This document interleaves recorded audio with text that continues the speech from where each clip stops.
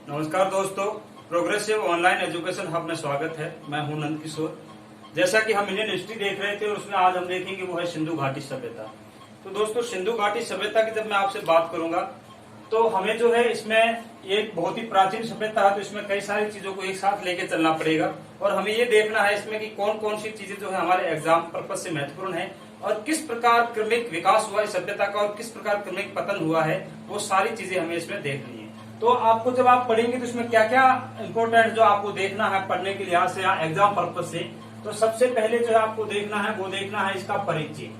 क्या देखना है? परिचय। जिसे आप दूसरी भाषा या दूसरी शब्दों में ये भी कह सकते हैं कि भूमिका। क्या है? भूमिका है। फिर जो है हमें ये देखना है कि इस सभ्यता का जो है विस्तार कितना हुआ, कहाँ तक था, कहाँ तक ये सभ्यता प्रसार हो रखा था इसका, या ये विस्तारित थी। और तीसरा जो है इसमें देखना आपको वो देखना है कालक्रम।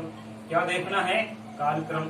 ये सभ्यता कितनी प्राचीन है हमें ये देखना है, क्योंकि यही से जो है भारतीय इतिहास का जो है इतिहास का कालक्रम है वो डिसाइड होगा, है ना, कि कितना प्राचीन भारतीय सभ्यता का इतिहास है। इसके बाद जो है आप देखेंगे विस्तार कालक्रम के बाद आप देखेंगे जो है महत्वपूर्ण नगर। क्या देखेंगे? महत्वपूर्ण नगर एवं विशेषताएं। और क्या है? विशेषताएं। महत्वपूर्ण नगर एवं विशेषताएं। और क्या देखेंगे इसमें अपन? और अपन देखेंगे इसमें जो है इसकी उत्पत्ति देखेंगे। क्या देखेंगे? उत्पत्ति। और क्या देखेंगे? और हम इसमें देखेंगे वो देखेंगे इनका जो है पतन का कारण। क्या देखेंगे? पतन। ये तो कुछ मोटे तौर पे जो है इसके कालक्रम मोटे तौर पे जो कुछ पॉइंट बिंदु है, परिचय है, विस्तार है, कालक्रम है, महत्वपूर्ण नगर और विशेषताएं, उत्पत्ति और पतन। अब आपको पता है कि यहाँ इसका परिचय है और किसी सभ्यता की उत्पत्ति हो रही है, पतन हो रही है, इसके मध्य में भी कई सारी घटनाएं हुई होगी।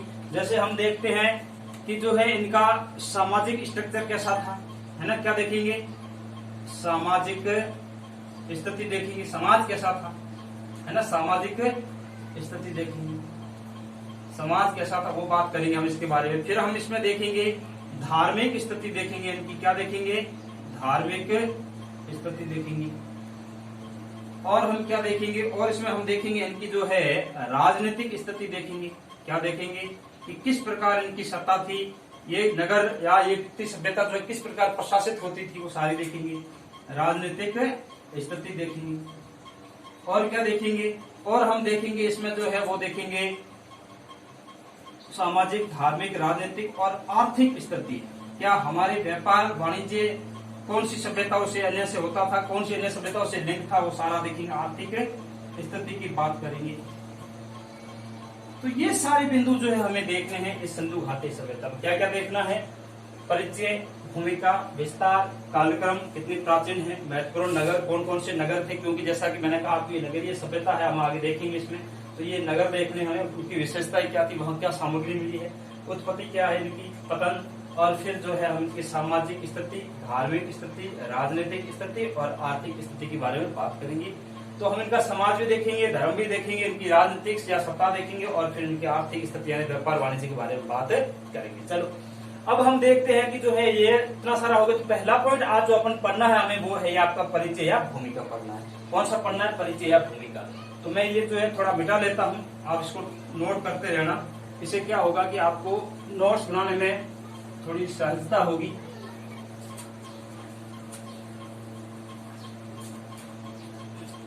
सबसे पहले यदि मैं बात करूं आपसे इस सभ्यता की परिचय की, परिचय या भूमिका इसकी बात करूं तो इसको हम जो है कई अलग अलग नामों से जानते हैं ना।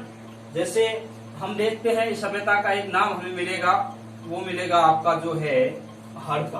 क्या मिलेगा? हड़प्पा। एक नाम हमें मिलता है हड़प्पा सभ्यता। क्या मिलता है?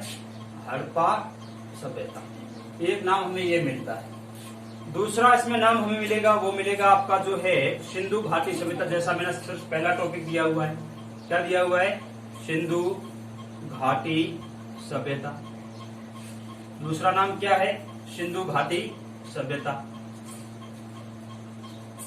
फिर हम तीसरा नाम देखेंगे इसमें, वो है आपका जो है सरस्वती सभ्यता, सरस्वती नदी घाटी सभ्यता। सरस्वती नदी घाटी सभ्यता। तो हमें जो है ये तीसरा नाम मिला, उस नाम का हड़प्पा सभ्यता, सिंधु घाटी सभ्यता, सरस्वती नदी घाटी सभ्यता। अब चौथा नाम इसमें हमें देखने को मिलेगा जो आपका वो नाम है, वो है आपकी जो है नगरीय सभ्यता। क्या कहेंगे आप इसे?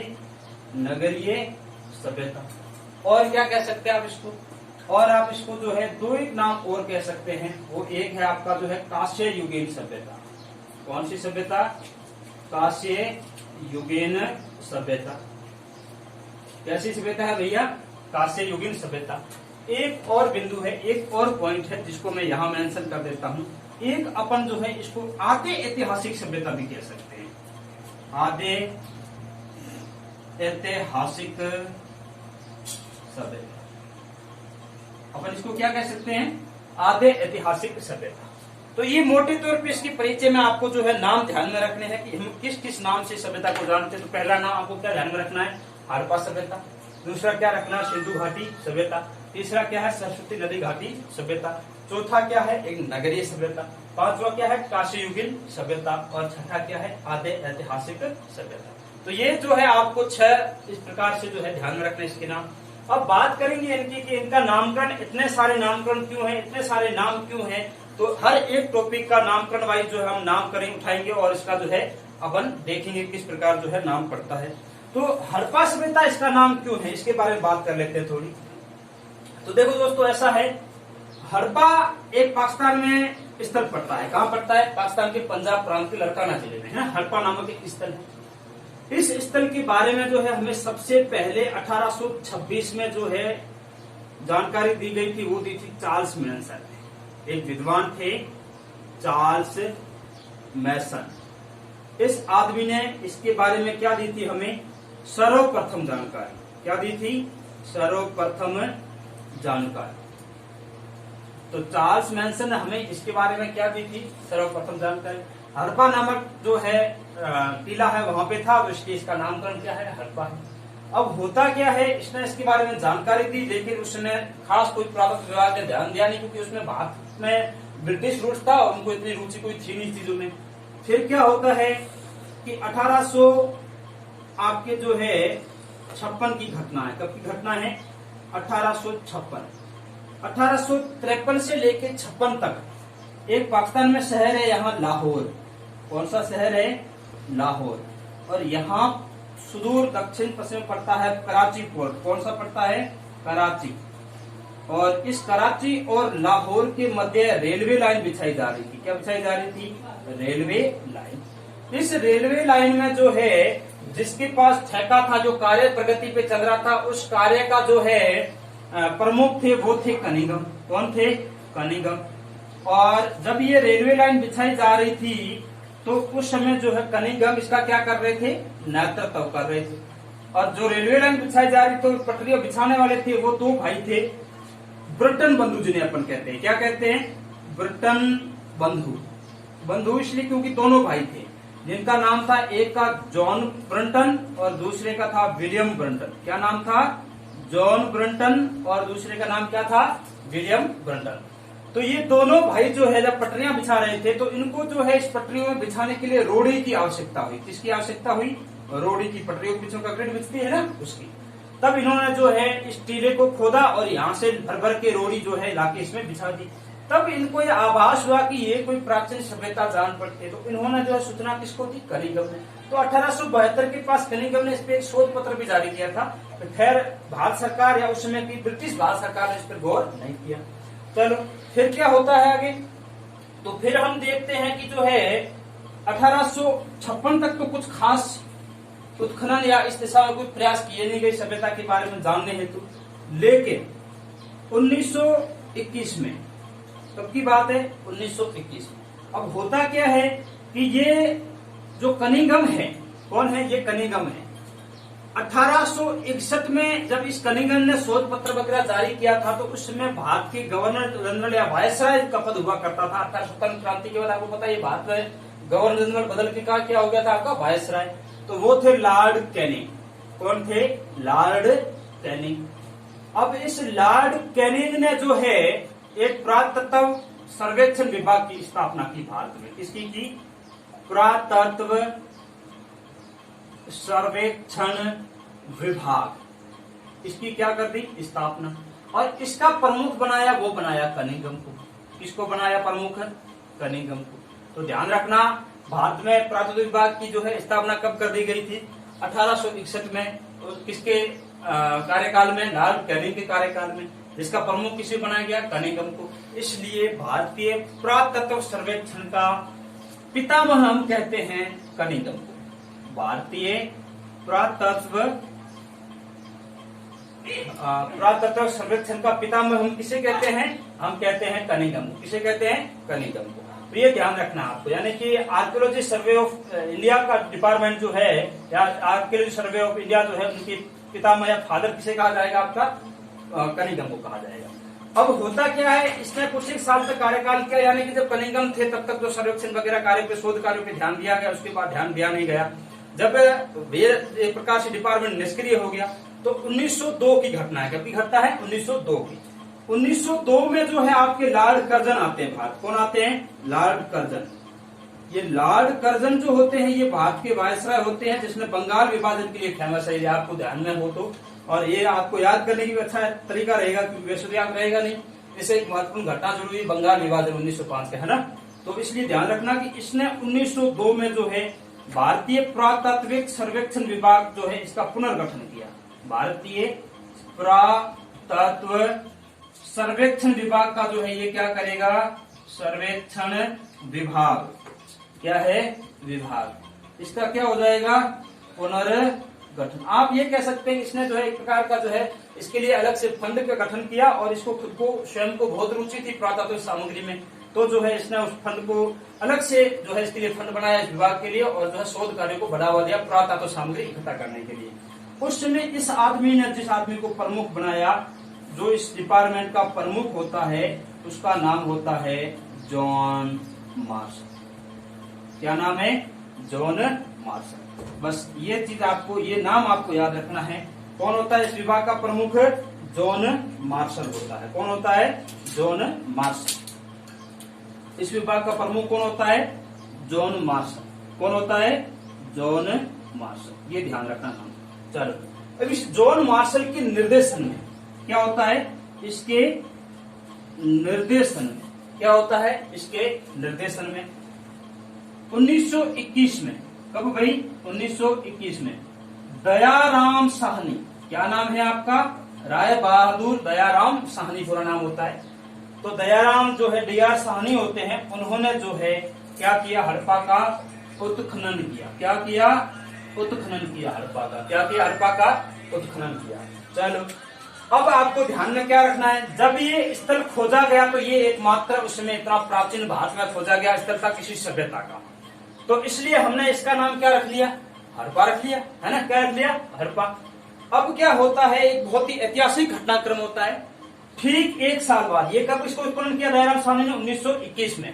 ठीक है, ध्यान रखना, किसके नेतृत्व में? जॉन मार्शल के नेतृत्व में।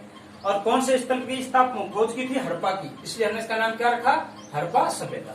अब एक ऐतिहासिक घटनाक्रम होता है, वो ये होता है कि ठीक एक साल बाद, कब भाई? ठीक एक साल बाद, ये आपका जो है एक साल बाद, मतलब मेरा 1900 कहने का मतलब 1922 है ना। कौन सा साल? 1922। एक आदमी होते हैं रखाल दास बनर्जी, जो बहुत बड़े पुरातत्वविद थे, रखाल दास बनर्जी। अब इस रखाल दास बनर्जी ने जो है एक नया स्थल खोजा, और वो खोजा सिंध में, सिंध पाकिस्तान में, है ना।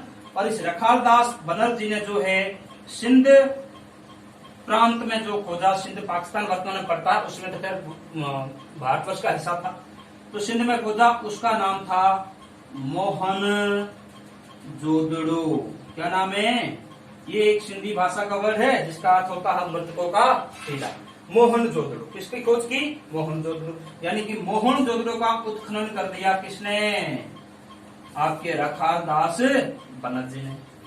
तब हमें ये पता चला कि यह सभ्यता कोई एक स्थान नहीं है, यानी कि एक मात्र हड़प्पा का टीला है, ये सभ्यता से जुड़ा हुआ नहीं है, ये एक विस्तृत सभ्यता है। कैसी है भैया? विस्तृत सभ्यता है। यानी कि सिंधु सभ्यता। फिर जो है हमने इसका नामकरण कर दिया, वो क्या कर दिया, सिंधु घाटी सभ्यता। यानी कि जो ये सिंधु घाटी सभ्यता हम आज पढ़ रहे हैं, ये जब आपका मोहनजोदड़ो का उत्खनन हुआ, खोज हुई, तब हमें पता चला कि ये सभ्यता एक विस्तारित सभ्यता है और इसका नामकरण केवल एक स्थान के आधार पर करना न्याय संगत नहीं होगा। तो हमने इसका नामकरण क्या कर दिया, सिंधु घाटी सभ्यता। ऐसा क्यों? क्योंकि मोहनजोदड़ो और हड़प्पा की मध्य जो दूरी है वो करीब करीब 450-500 किलोमीटर की है। ध्यान रखना चीज का, तो बहुत बड़ी दूरी है, बहुत बड़ा क्षेत्र है ना, इसलिए हमने इसका नाम बदल के क्या कर दिया, हमने कर दिया सिंधु घाटी सभ्यता। ऐसा क्यों? क्योंकि हमें उस समय यह आभास हो गया था, या हमारे पुरातत्वविदों को विशेष कोई आभास हो गया था कि ये सभ्यता जो है सिंधु एवं उसकी सहायक नदियों के क्षेत्र में बसी हुई है। कहाँ पे बसी हुई भैया? सिंधु नदी एवं उसकी सहायक नदियों के क्षेत्र में बसी हुई है, इसलिए हमने इसका नामकरण क्या कर दिया, सिंधु घाटी सभ्यता। चलो, तो फिर ये सरस्वती नदी घाटी सभ्यता क्या बला है, हम इसके बारे में भी बात करते हैं। तो देखते हैं, अब जो ये सरस्वती नदी घाटी सभ्यता में बात करूं आपसे, तो होता क्या है, आजादी से पहले करीब करीब 40 स्थल खोजे गए थे और वो स्थल जो है कहीं न कहीं सिंधु घाटी सभ्यता के क्षेत्र में थे। ठीक है, वर्तमान तक जो है करीब करीब 1400-1500 से अधिक क्षेत्र खोजे जा चुके हैं। कितने? 1400-1500 से अधिक स्थल खोजे जा चुके हैं इस सभ्यता के, और उसमें से भी सर्वाधिक स्थल जो है वो कहाँ पे, आपके भारत में है। कहाँ पे? भारत में है। तब हमें ये आभास हुआ कि क्यों न इस सभ्यता का विस्तार, जो सर्वाधिक विस्तार है, 2/3 भाग जो है इसका करीब करीब नदी के आसपास के क्षेत्रों में था, और बहुत सारी बस्तियां जो है 250 के करीब बस्तियां जो है इस नदी क्षेत्र में ही बसी हुई थी। तो बहुत बड़ी सभ्यता थी और बहुत बड़े क्षेत्र या स्थल हमें मिले हैं। वो कहाँ मिले हैं? सरस्वती नदी घाटी सभ्यता। सरस्वती नदी जो शिवालिक पहाड़ियों से निकलती है, आगे जाके कुछ अलग अलग भागों में विभाजित होते हुए कुछ प्रभास पटन में जाके गिरती है, कुछ कच्छ किरण में जाके विलुप्त होती है, कुछ जो है इस तरह से अरब सागर में जाके मिल जाती है। तो ये सरस्वती जो वर्तमान की विलुप्त नदी है, आपको पता ही होगा। तो इस तरह से जो है इस सभ्यता के स्थल मिले। यहाँ पे जो सर्वाधिक स्थल मिलते हैं वो कौन सी नदी घाटी में मिलते हैं? सर्वाधिक स्थल क्या मिलते हैं हमें यहाँ? सर्वाधिक स्थल जो है इस नदी घाटी क्षेत्र में मिलते हैं, यानी कि भारतीय भूभाग में मिलते हैं। इसलिए जो है हम जो है इसको क्या कहेंगे? सर्वाधिक स्थल भारतीय भूभाग। आप ये समझिए, कहाँ पे? भारतीय भूभाग। इसलिए हमने इसका नाम क्या कर दिया? सरस्वती नदी घाटी सभ्यता। चलो, फिर ये नगरीय सभ्यता क्या है? तो दोस्तों, ये सभ्यता जो है हमें जिस अवस्था में मिली है उत्खनन में, वो एक अपने नगरीय स्वरूप में मिली है। कैसे मिली है? नगरीय स्वरूप में। ऐसा होता है ना कि क्रमिक विकास होता है किसी भी सभ्यता का। पहले ग्रामीण व्यवस्था रही होगी, फिर जो छोटे छोटे कस्बों में विभाजित हुई होगी, फिर वो उसका विकास होकर एक नगर या महानगरों का रूप लिया होगा। लेकिन ऐसा नहीं है। हमें जो ये इसका उत्खनन में जो भी मिलती चीजें, वो सारी कैसी थी? वेल प्लान नगर थे, सुदृढ़ जल निकासी की व्यवस्था थी, संपूर्ण पे सड़कें काटती थी, पक्के ईंटों के मकान थे, प्रत्येक घर में स्नानागार और कुआं था, पाठशालाएं होती थी, है ना, बहुमंजिला भवन भी मिले हैं। तो ये सारी और चौड़ी चौड़ी सड़कें मिली है। तो इससे हमें ये पता चलता है कि ये एक बहुत ही समृद्ध नगरीय सभ्यता थी। इसलिए हमने जो इसको क्या कहा? नगरीय सभ्यता। और आप इसे ये भी कह सकते हैं कि ये भारत की प्रथम नगरीय क्रांति थी। क्या थी? भारत की प्रथम नगरीय क्रांति। भारत की प्रथम नगरीय क्रांति। ध्यान रखना, भारत की प्रथम नगरीय क्रांति आपसे क्वेश्चन पूछे तो ध्यान रखना कौन सी है? सिंधु घाटी सभ्यता। दूसरी नगरीय क्रांति पूछे तो 6ठी शताब्दी ईसा पूर्व महाजनपद काल में हुई थी। कब हुई थी दूसरी नगरीय क्रांति? महाजनपद काल में, 6ठी शताब्दी ईसा पूर्व। तो इस चीज का आप ध्यान रखना। अच्छा, फिर ये काशी युगीन सभ्यता क्या बला है भैया? तो ध्यान रखना, सिंधुवासी जो है उसमें बहु यातायात में कांसे का प्रयोग करते थे। किसका प्रयोग करते थे? कांसे का। हमें वहां बहुत सारे सामग्री, बहुत सारे उपकरण मिले। वो किसके मिले हैं? कांसे के मिले। अब बात ये आती है कि क्या मानव या सिंधु घाटी सभ्यता से पहले और भी धातु से परिचित नहीं थे? तो ऐसा नहीं है। मानव सबसे पहले जिस धातु से परिचित हुआ है वो धातु तांबा। कौन सी थी? तांबा। तो यहाँ पे क्या होगा? यहाँ पे आपका जो है तांबा क्या होगा? तांबा प्लस टीन मिलके किसका निर्माण करेंगे? कांसा। किसका करेंगे? तांबा और टीन मिलके किसका निर्माण करते हैं भैया? कांसा का। जो मजबूत उपकरण बनते हैं इसके। क्या बनते हैं? मजबूत उपकरण। तो इस टाइप से जो है इस सभ्यता का नामकरण हो जाता है, वो होता है कांस्य युगीन सभ्यता। तो फिर सर आपने ये क्यों बताया कि आद्य ऐतिहासिक काल है, ये क्या है आद्य ऐतिहासिक सभ्यता कैसे है? तो दोस्तों ध्यान रखना, आद्य ऐतिहासिक मैंने इसलिए कहा था क्योंकि मैंने जब आपको प्राचीन भाग पढ़ाया था उसमें मैंने प्रागैतिहासिक काल, आद्य ऐतिहासिक काल, ऐतिहासिक काल 3 कालखंडों में बांटा था। तो आद्य ऐतिहासिक कालखंड का मतलब होता है वो काल जब मानव लेखन शैली से परिचित है। किससे परिचित है? लेखन शैली से, यानी कि यहाँ का मानव जो है लेखन शैली से परिचित है, यानी कि इनकी अपनी क्या होगी? लिपि होगी। क्या होगी? लिपि होगी।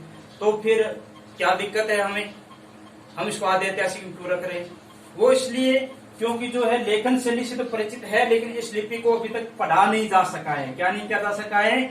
पढ़ा नहीं जा सका है, पढ़ा नहीं जा सका।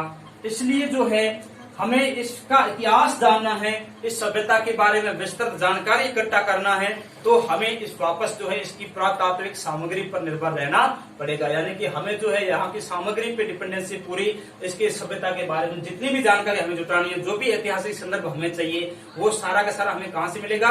यहाँ से खुदाई में प्राप्त हुई सामग्री से। तो इसलिए हमने जो है इसको किसमें रखा? आद्य ऐतिहासिक काल में रखा। किसमें रखा? आद्य ऐतिहासिक काल में। चलो हम आगे देखते हैं अब कि ये तो चलो हमने पढ़ लिया जो है इसका एक प्रकार का परिचय है। क्या है? परिचय। अब हम देखते हैं इसका जो है इसके नामकरण से इसका परिचय हो गया। अब देखेंगे इसका विस्तार। क्या देखते हैं अपन? थोड़ा विस्तार देख लेते हैं इसका।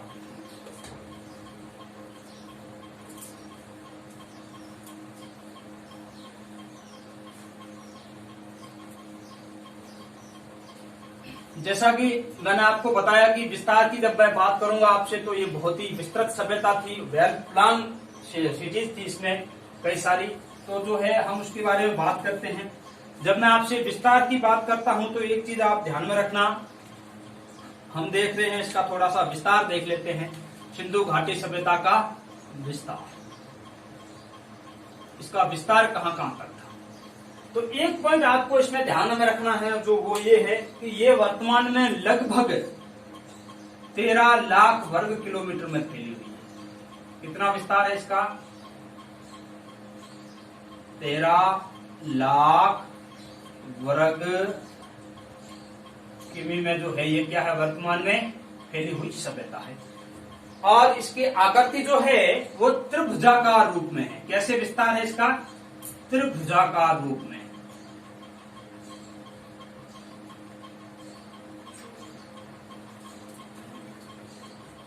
13 लाख वर्ग किलोमीटर है, 12,96,000 समथिंग है। तो वर्तमान में तो ये 13 लाख तक पहुंची गई होगी। आप मान के चलना त्रिभुजाकार रूप में है। वर्तमान में कुछ इतिहास के संदर्भ ग्रंथ तो ये बताते हैं कि 20 लाख वर्ग किलोमीटर तक फैल गई है। कितनी फैल गई है? 20 लाख। यानी 13 से लेके आप ये मान के चलिए जो है कितनी है? 20 लाख तक।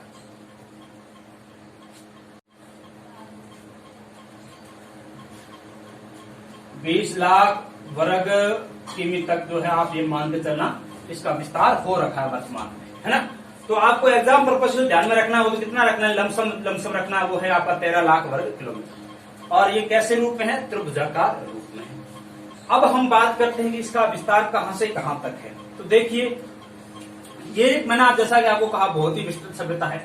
तो हम देख लेते हैं इसका कहां से कहां तक विस्तार है।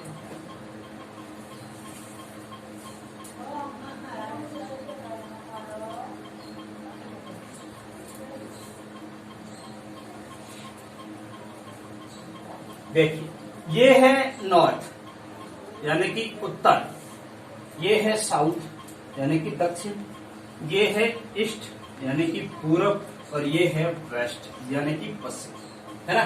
4 दिशाओं में हमें इसका विस्तार देखना है, क्योंकि यहाँ से क्वेश्चन बनता है आपका ये बनता है कि इसका पश्चिमी छोर कौन सा है, पूर्वी छोर कौन सा है, दक्षिणी छोर कौन सा है और उत्तरी छोर कौन सा है। फिर वो कौन कौन से स्तर हैं इन चारों छोरों पे, वो कौन सी नदियों के किनारे हैं, ये सारी चीजें आपको जो है पता होनी चाहिए। इसलिए ध्यान रखना, ये हमने देखा 4 चीजें कि जो है उत्तर, दक्षिण, पश्चिम और पूर्व। अब मैं पश्चिम की बात करूं आपसे, तो पश्चिम में एक प्रसिद्ध स्थल है, वो है सूतका गैडोर।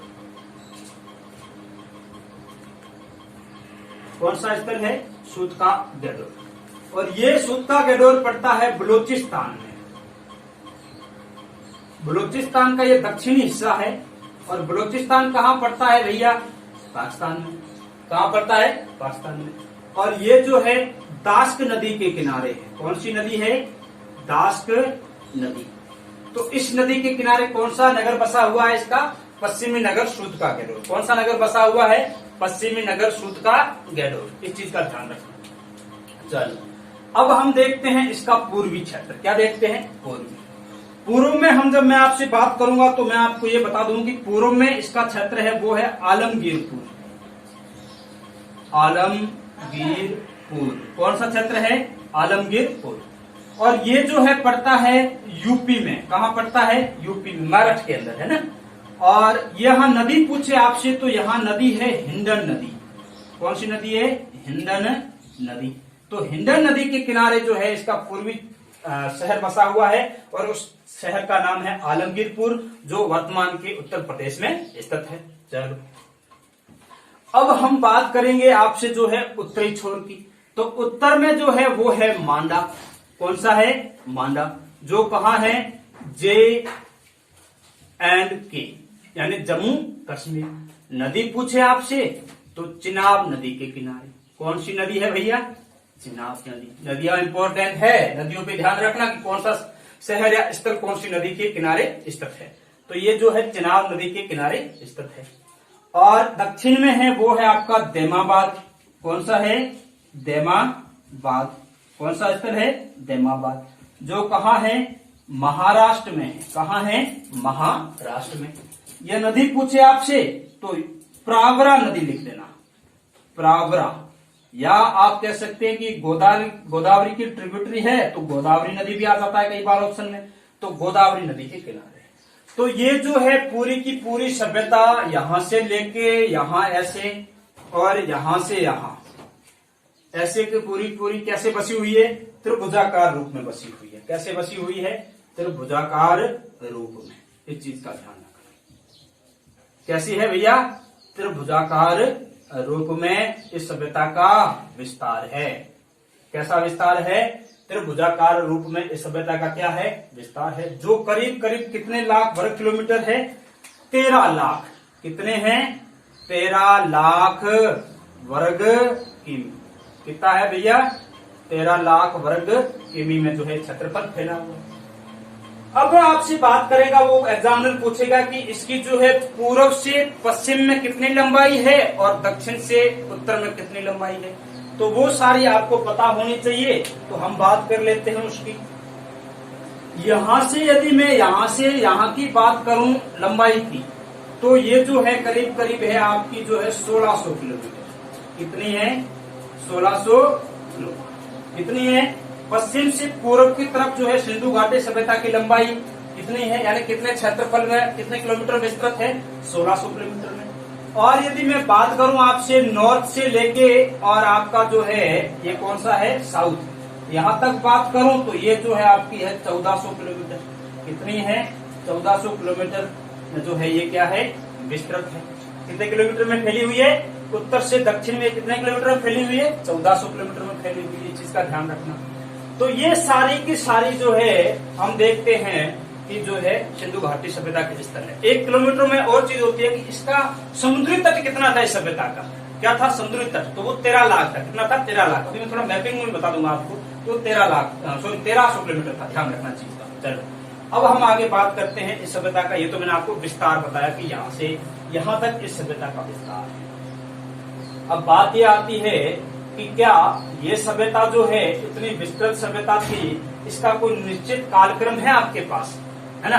तो कालक्रम से पहले थोड़ी सी मैपिंग कर लेते हैं अपन, ताकि अपन थोड़ा सा एक बार ये इन चीजों को मैप से भी देख लेते हैं कहाँ का पड़ता है आपके हिसाब से।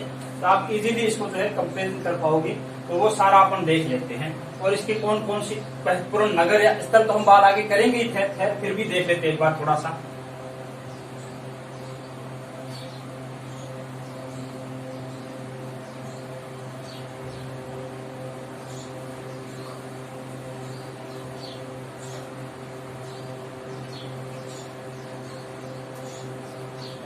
हालांकि मैप में मैं तब पारंगत तो नहीं हूँ मैप बनाने में, फिर भी मैं कोशिश कर लेता हूँ आप लोगों के लिए कि जो है ताकि अच्छा सा एक मैप बन जाए। उम्मीद करते हैं अच्छा ही बनेगा।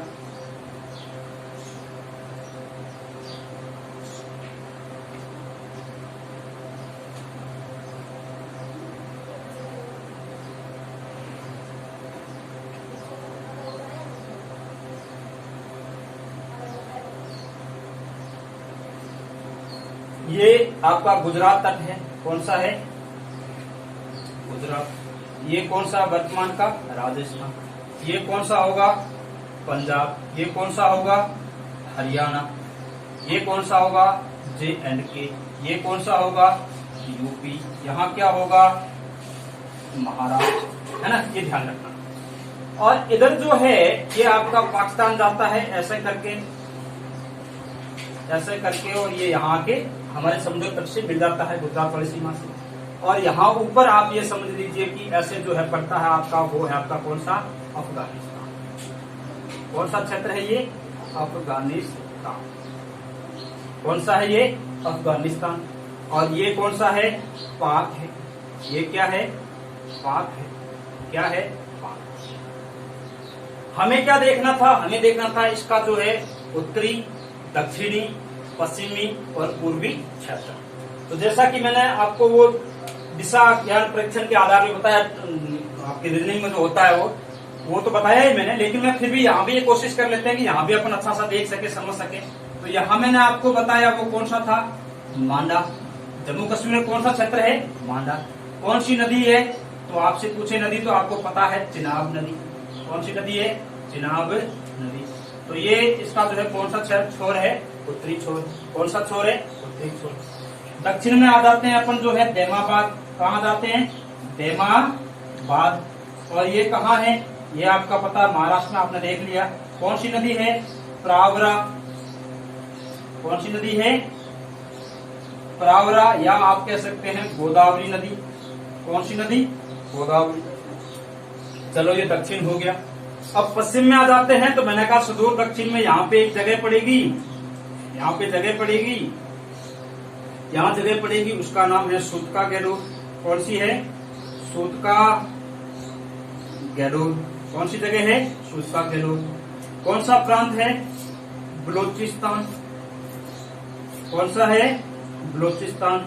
और नदी आपसे पूछे तो कौन सी है? दास्क नदी है। कौन सी नदी है? दास्क नदी है।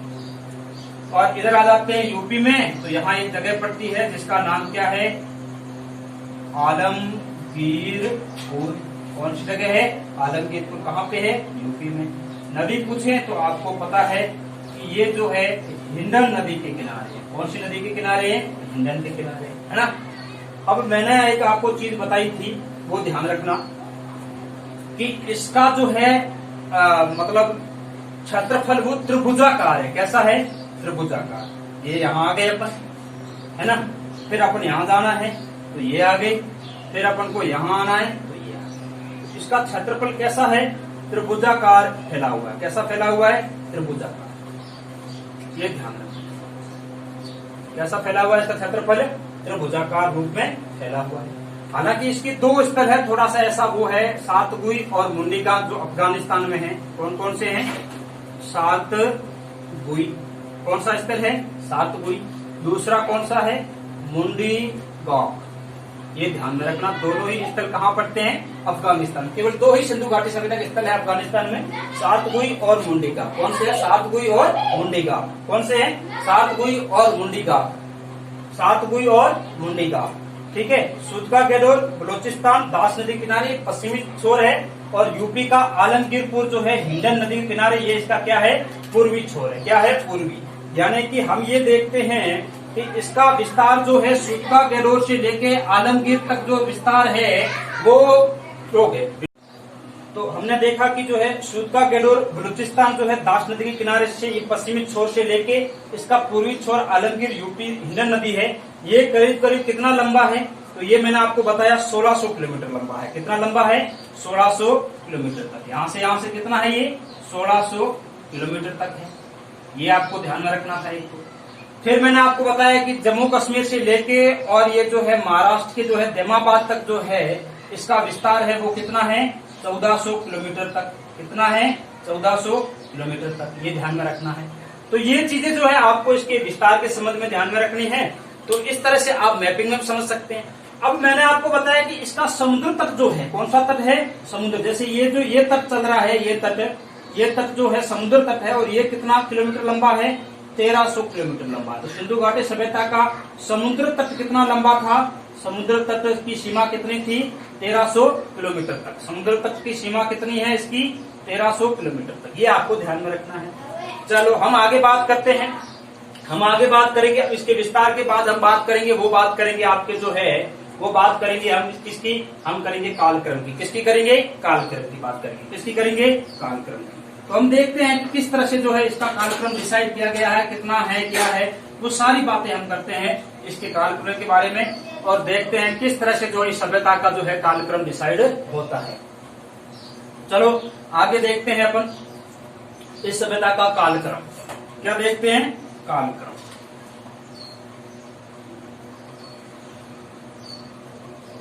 इस सभ्यता का कालक्रम। अब देखो इस सभ्यता के कालक्रम के संबंध में जो है कई सारे विद्वानों में जो है मतभेद है और कालक्रम को डिसाइड करने में कई सारे जो है तो समस्याएं भी हैं। समस्याएं दो प्रकार से आप देख सकते हैं। एक तो हमारे पास जो है लिखित साक्ष्यों का अभाव है। इसका अभाव है लिखित साक्ष्य, क्योंकि जो लिपि है वो अभी तक पढ़ी नहीं गई है, तो लिखित साक्ष्यों का अभाव तो है ही है। दूसरा क्या है? उत्खनन संबंधी भी समस्याएं हैं। इसकी है उत्खनन समस्याएं, उत्खनन संबंधित समस्याएं। अब देखो ये तो हमें समझ में आ गया कि लिपि पढ़ी नहीं गई। क्या नहीं की गई? लिपि पढ़ी नहीं गई। ये तो हमें समझ में है, लिपि पढ़ी नहीं, ठीक है, गई, है ना। और उत्खनन में क्या संबंध है? देखो उत्खनन समस्याएं दो प्रकार की है। एक तो है लंबवत उत्खनन, लंबवत उत्खनन, और एक है आपका क्षैतिज उत्खनन। कौन सा है? क्षैतिज उत्खनन। अब लंबवत उत्खनन में क्या होता है कि इस तरह से जो है लंबवत इसकी उत्खनन किया जाता है। अब हुआ क्या कि हमने खोजा, यहाँ पे हमें जो है बहुत सारी नगरीय सभ्यता के अवशेष मिल गए। अब हमें क्या चाहिए? इसकी क्रमिक विकास हुआ होगा तो ग्रामीण अर्थव्यवस्था, कहीं कभी कभी ये छोटे छोटे गांव रहे होंगे, बस्तियां रही होगी, फिर नगर बने होंगे ना। तो यहाँ से नीचे हम जाते हैं, यहाँ हमें जब कोई स्थल खोजना है तो वो नहीं खोज सकते, क्योंकि यहाँ क्या निकल जाता है? पानी। किसकी समस्या है? भूजल की समस्या। भूजल या भूगर्भ में पानी की समस्या है, पानी बहुत ज्यादा भर जाता है, तो हम यहाँ उत्खनन नहीं कर सकते। अब तो यहाँ ये समस्या आ गई। तो क्षैतिज में क्या समस्या है भैया? तो क्षैतिज में यह है कि वर्तमान में जैसे क्षैतिज होता है उत्खनन ऐसे, अब वर्तमान में यहाँ पे जमीन के ऊपर कोई नगर बसा हुआ, कोई बसावट शहर बसा हुआ है ना। आप क्षैतिज उत्खनन ऐसे करते जा रहे हैं तो इसका मतलब ये थोड़ी है कि आप नगर के नीचे से उत्खनन करोगे। वर्तमान में सपोज कीजिए हम जयपुर में रह रहे हैं, तो जयपुर में ऐसा थोड़ी है कि सभ्यता का उत्खनन कर रहे हैं तो जयपुर के नीचे से ऐसे करते जाएंगे क्षैतिज उत्खनन, नहीं कर सकते ना। तो उसकी भी अपनी एक सीमाएं हैं। तो ये दो तरह की समस्याएं आती है, किसमें? उत्खनन संबंधी समस्याएं आती है। इस वजह से जो है कालक्रम में काफी भारी जो है भिन्नता देखने को मिलेगी, लेकिन फिर भी हम मोटे तौर पे कुछ डिसाइड करेंगे। अलग अलग विद्वानों ने जो इसका कालक्रम अलग अलग बताया है वो हम सारी बात करेंगे। अब देखते हैं कि किसने क्या कहा। एक होते हैं फादर एच हेरास, फादर एच हेरास। इनका मानना है कि ये सभ्यता जो है 6000 वर्ष पुरानी है। कितनी है? 6000 वर्ष पुरानी है। चलो ये ध्यान में रखना है। एक होते हैं जॉन मार्शल, आपको पता ही है भारतीय पुरातत्व विभाग के जो प्रमुख होते हैं जॉन मार्शल। ये जॉन मार्शल कहते हैं कि ये जो है 3250 बीसी से लेके 2750 बीसी तक प्राचीन सभ्यता है। कितनी है? 3250 से 2750 बीसी। चलो फिर एक होते हैं आपके जो है जॉन मार्शल के बाद माधव स्वरूप वत्स। चलो माधव स्वरूप वत्स, माधव स्वरूप वत्स ये कहते हैं कि ये सभ्यता जो है 3500 बीसी से लेके और जो है आपका करीब करीब 2700 बीसी तक है। कब तक है? 2700 बीसी तक। ये ध्यान में रखना। एक होते हैं अर्नेस्ट मेके। क्या नाम है? अर्नेस्ट मेके। ये अर्नेस्ट मेके जो होते हैं ये कहते हैं कि ये सभ्यता करीब करीब आपकी जो है 2800 से लेके 2500 ईसा पूर्व तक है।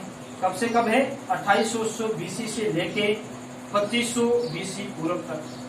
कंफ्यूज मत होना। अलग अलग गाइड्स में, अलग अलग किताबों में थोड़ी बहुत भिन्नता भी देखने को मिलेगी, तो आपको भ्रमित नहीं होना है। लेकिन कुछ नाम है इस पर सीधा सीधा पूछ रहे कि मार्टिमर व्हीलर या जो है जॉन मार्शल ने इनका कालक्रम क्या माना है, तो वो आपको ध्यान में रखना जरूरी हो जाता है, इसलिए आपको ये ध्यान में रखना है।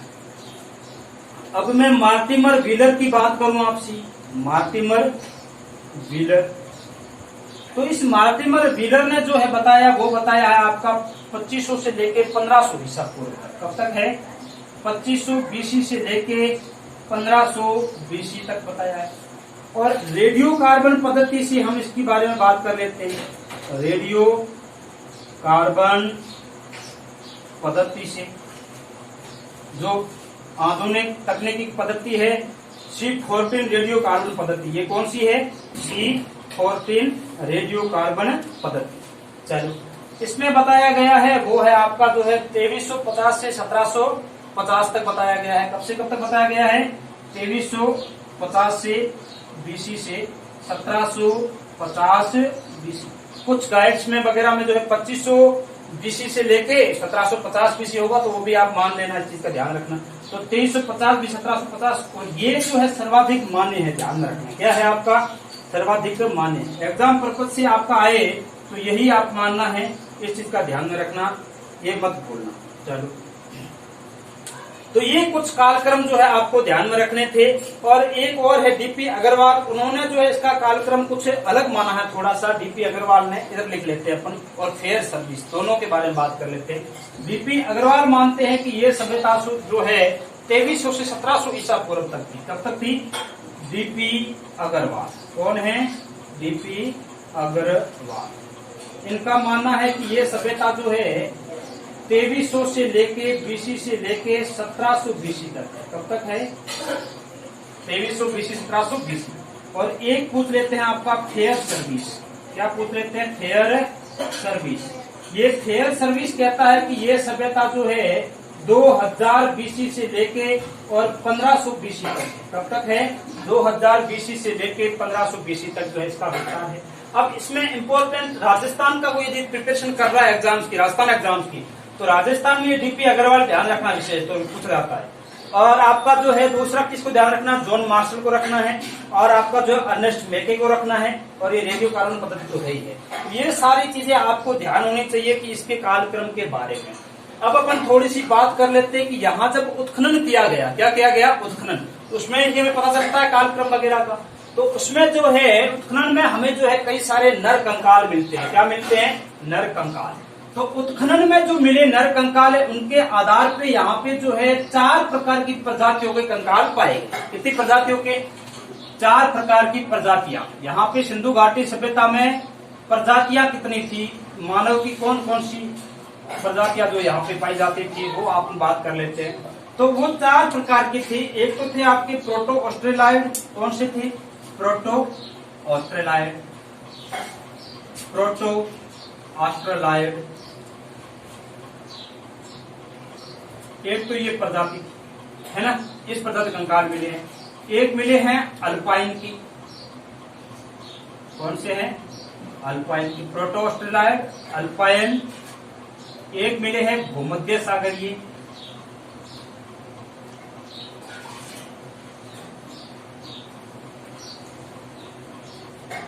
कौन से मिले हैं? भूमध्य सागरीय। और एक मिले हैं मंगोलायड, जो मंगोल क्षेत्र के थे। मंगोलायड प्रजाति। कौन सी प्रजाति है? अल्पाइन मतलब जो है उत्तरी ध्रुव की, है ना। प्रोटो ऑस्ट्रेलिया मतलब ऑस्ट्रेलिया वर्तमान महाद्वीप वहां से। मंगोलायड मतलब वर्तमान का मंगोलिया वाला क्षेत्र है वहां की। और भूमध्य सागर का आपको पता ही है कि भूमध्य सागर क्षेत्र जो है वहां के कुछ लोगों की प्रजातियां मिली है। अब आपको एग्जाम पर्पज से जो ध्यान में रखना है वो रखना है भूमध्य, क्योंकि सर्वाधिक कंकाल मिलते हैं वो इस प्रजाति के। कौन सी प्रजाति के हैं? भूमध्य सागरीय। तो ये एग्जाम पर्पज से जो है हमारे लिए क्या है? इम्पोर्टेंट है। क्या है? इम्पोर्टेंट है। एग्जाम पर्पज से हमारे लिए क्या है? इम्पोर्टेंट है। तो हमें ये ध्यान में रखना है। और ये एग्जाम में पूछा भी गया है कि जो है सिंधु घाटी सभ्यता के मूल निवासी कौन सी प्रजाति के थे, है ना। तो भूमध्य सागरीय थे। कौन से थे? भूमध्य सागरीय। एग्जाम पर्पज से। लेकिन थोड़े बहुत इन तीनों चारों के बारे में ध्यान में रखना है आपको, तीनों के बारे में, ताकि पता चले हमें कि भाई जब कुछ एग्जाम में आए तो हम उसको आसानी से क्लिक कर जाए हमारे दिमाग पर, हम उसे कर पाए। बस इतना ध्यान रखना। तो दोस्तों ये जो है हमने देखा इसका कालक्रम और इसकी जो है प्रजातियों के बारे में हमने बात की। और इस तरह से जो है सिंधु घाटी सभ्यता, अभी तक हमने क्या पढ़ा, परिचय पढ़ा, विस्तार पढ़ा और क्या पढ़ा हमने, कालक्रम पढ़ा। और क्या पढ़ा हमने, कालक्रम पढ़ा। अब आगे पढ़ना क्या है हमें, तो हम आगे देखेंगे इसमें जो है वो देखेंगे आपका जो है देखेंगे इनकी उत्पत्ति, महत्वपूर्ण नगर देखेंगे और इनका पतन देखेंगे, फिर इनकी सामाजिक, आर्थिक और राजनीतिक स्थिति देखेंगे। इतना देखेंगे, वो हम नेक्स्ट वीडियो में देख पाएंगे। तो जो है आगे जो है अपन देखेंगे इसके बारे में। और आज के लिए इतना ही, और अधिक से अधिक आप लाइक करें, शेयर करें और इस चैनल को जो सब्सक्राइब करें। धन्यवाद दोस्तों।